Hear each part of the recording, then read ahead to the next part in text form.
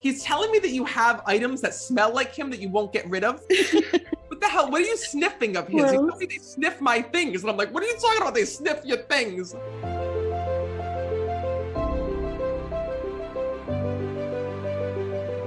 And first of all, there's a couple souls that I'm connecting with. But first of all, your grandfather departed. Because know that he said to me, Matt, they want to speak to me. And they were literally talking in my head saying, oh, I hope he comes through. I hope he comes through. He's like, I'm not going to disappoint anybody. I'm here. He's going to me. I'm here. And he tells me that you have like a nickname for him. Poppy. Oh, yes. Poppy. Perfect. Letting you know that he's here. And also at the same time, he tells me this. He says that I don't want them to think about me dying. He says, because literally, he says the hardest thing about passing here in this world was watching my family worried about me, he tells me. Because literally, he tells me that the two of you were so scared about him dying. He tells me that like his whole life that he was alive, you were so nervous about something happened to him, about him dying. And every time he got sick, you thought that it was like the end of him. Do you understand that?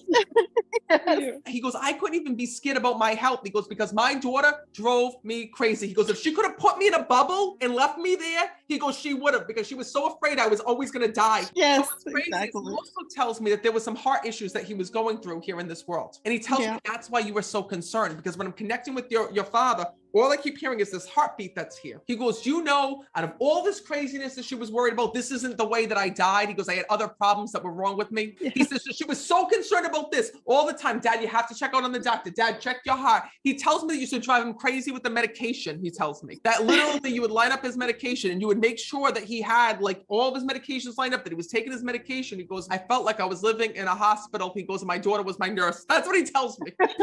Yes.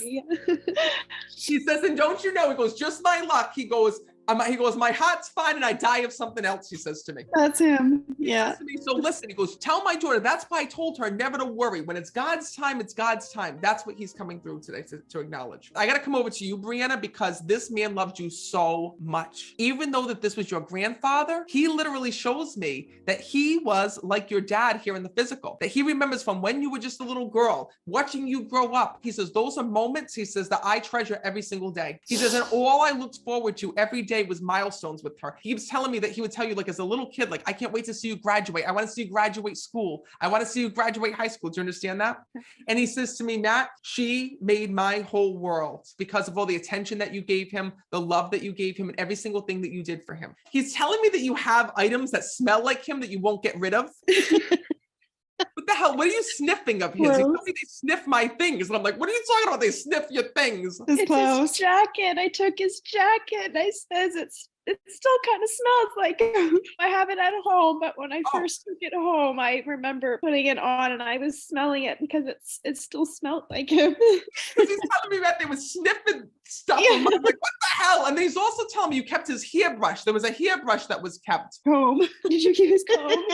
Because he's going to me, Matt. He goes, you know, at the end, he goes, I got to tell you something. I was worried because I was losing my hair, he's telling me. In the hospital, I was combing it. So it looked, because he was very appreciated his hair looking good, so I would comb it when he was in the hospital. Well, he says to me there was like a bald spot here that he was trying to cover. He says to me, Matt, he goes, let him know they need to cover this spot, make sure I look good, he's telling me. He says, I felt that God gave me such amazing time here in this world to spend with all of them. Even though he had this health scare that came up and there was this issue with his heart, he tells me God gave me a beautiful life, Matt. He says, even though I had to take medications and even though I had this scare, I never felt sick, he tells me. It wasn't until at the end of my life that I actually felt any illness. He goes, my heart never bothered me, he tells me. And he tells me that's what drove you so crazy, because you used to say, oh my God, my father, he thinks like he's 20 years old still. Like he still thinks he can do everything. He says, Matt, can you tell them that on the other side, he says, one of the things that I so loved they do, he says, I absolutely love the fact that they go through old pictures, because he's talking about the old pictures that you were sorting through and going through. And they'll actually take pictures on their phone of the pictures and send them back and forth because he's and Matt, he goes, I see all these pictures being sent out about me. He says, and that is the coolest thing. He says, because I feel as though that if we live these moments, that I'm right there, right on the side of them. Yeah. He wants to thank you for the way that you came to say goodbye to him before his passing, because you would not leave him alone, he said to me. And he wants to thank the two of you for the way that you laid next to him and laid on the side of him, and the way that you literally would go and like play music in the room and all of these things that you did so that he didn't feel alone. I was afraid of not being in my house, he tells me. But literally, he shows me you playing music and doing all of these things. He goes, and Matt, he goes, dying was not as scary scary experience for me. It's so funny how like things change. I see when he was younger, he was afraid of dying. He was afraid of leaving this world because he tells me everybody in his family died young. Yeah. And then he says, so that was the biggest fear. And then after he like passed like 80 years old, it's like he didn't give a shit anymore. He's showing me. Because at the end of his life, I see you crying and being so upset that he's passing. And I see him saying like, what the hell are they upset about? Like, why are they crying? He goes, I want to thank them.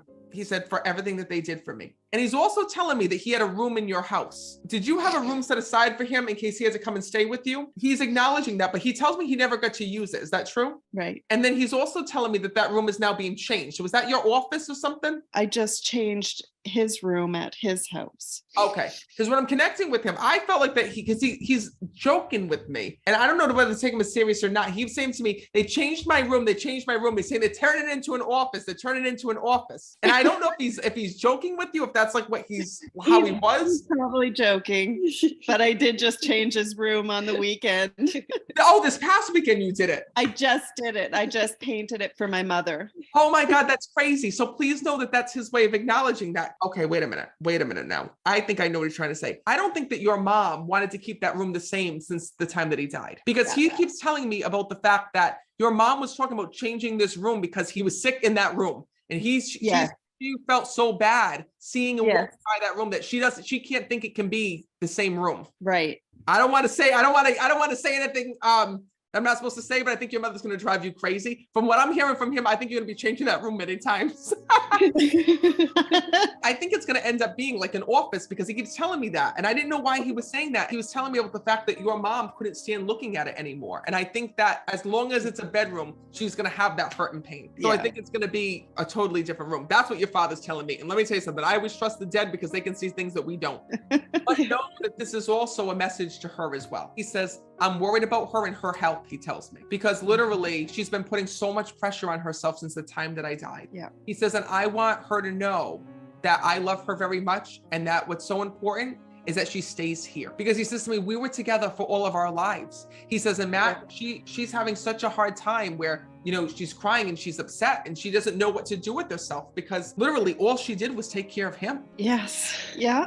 He says to me, I want you to remind her of one thing and tell her it's from me. He said, please tell her that these years are very, very special. And the fact that I'm not here to celebrate with you. I won't be here physically to be there for birthdays and holidays and things like that. He says, what I'm so happy in knowing in heaven is that my wife is there. And her being there is a reflection of both of us. He says, so I feel that when she's there, I get to be there too. Please know that everything that you do with him. There's one other thing. Are you planning on getting her, your mother, an ornament in memory of him? I did. I just got it. He said to me, nobody knows about this yet. No. Matt, he goes, don't ruin the surprise. And I'm like, listen, if you tell me, I gotta say it. Yeah. He showed me this beautiful ornament that he saw that you're gonna be giving to his wife. Yes, I have it here. And he says to me, please know that when you put that on the tree in memory of me, he says, I want you to know that I will be with you every single holiday. That's my way of validating that to you, Matt. He says, please tell them that if I knew about the ornament and nobody else did, I know about everything else. So if there's one way you asked for one thing, you said, I need something to really validate that my dad is here today. He says, this is your one thing. He says, so please be there for mom. Please tell her that I'm okay. And please tell her when you give her that ornament, that that's not just a gift from you, it's a gift from me. I really hope that this helped the two of you today. It did. Thank you so much. Thank you guys so much for being here.